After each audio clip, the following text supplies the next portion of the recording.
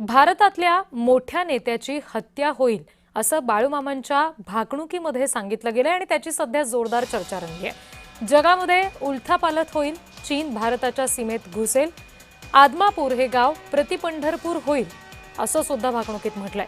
जलप्रलय होईल, जलाशयाला मोठं भगदाड पडेल, महाराष्ट्राच्या राजकारणात छोटे पक्ष मोठे होतील असंही भाकणुकीत सांगितलं गेलंय। शिवाय महागाईचा भस्मासूर होईल असं सुद्धा सांगितलेलं आहे।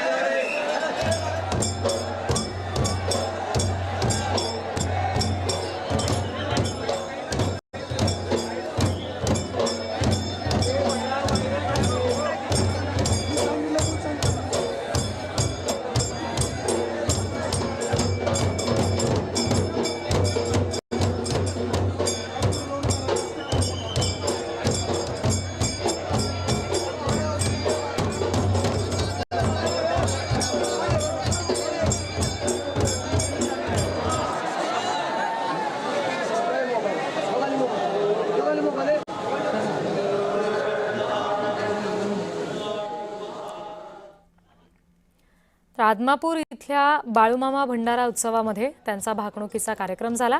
मराठी वर्षातील ही शेवटची भाकणूक असल्यानं या भाकणुकीकडे सगळ्यांचं लक्ष लागून राहिलेलं। या संदर्भात बाळूमामा देवालय समितीचे अध्यक्ष धैर्यशील भोसले यांच्याशी आमचे प्रतिनिधी कुणाल भोईटे यांनी संवाद साधला।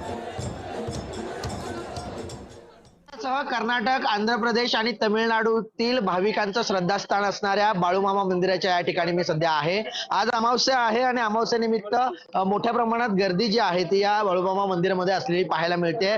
2 ते 3 दिवसांपूर्वीच या ठिकाणी मोठी भंडारा उत्सव जो आहे तो देखील पार पडलेला आहे आणि या भंडारा उत्सवामध्ये भाकणूक जी प्रथा आहे ती देखील पार पडलेली आहे। आपल्यासोबत बाळूमामा देवस्थानचे अध्यक्ष धैर्यशीलजी भोसले सर आहेत। सर, कशा प्रकारे हा उत्सव पार पडलेला आहे, भाकणूक देखील पार पडलेली आहे आणि आज अमावस्या आहे, मोठ्या प्रमाणात भाविकांची गर्दी या मंदिरामध्ये असते। कालच बाळूमामा सद्गुरू बाळूमामांचा भंडारा उत्सव संपन्न झाला। अतिशय भक्तिमय वातावरणात आणि आलोट अशा भाविकांच्या गर्दीमध्ये हा उत्सव संपन्न झाला। 15 तारखेला रथोत्सवानं त्याची सुरुवात झाली होती।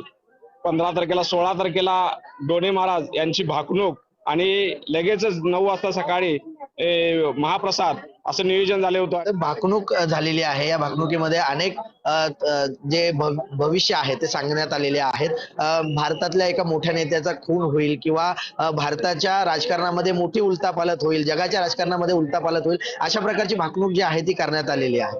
होय, असं भाकीत केले डोणे महाराजांनी केलेलं आहे। जगाचं भविष्य इथं बाळूमामांच्या रूपानं त्यांच्या मुखातून काल त्यांनी कथन केलेलं आहे। नक्कीच, एकंदरीत पाहायचं झालं तर पश्चिम महाराष्ट्रातल्या कोल्हापूर जिल्ह्यातील आदमापूर या गावामध्ये बाळूमामा मंदिर आहे आणि या मंदिरामध्ये दर्शनासाठी महाराष्ट्रच नव्हे तर कर्नाटक असेल, आंध्र प्रदेश आणि तमिळनाडूतील भाविक मोठ्या संख्येने येत असतात। आज अमावस्या देखील आहे आणि भाविकांची मोठी रेलचेल या मंदिराच्या परिसरामध्ये पाहायला मिळते।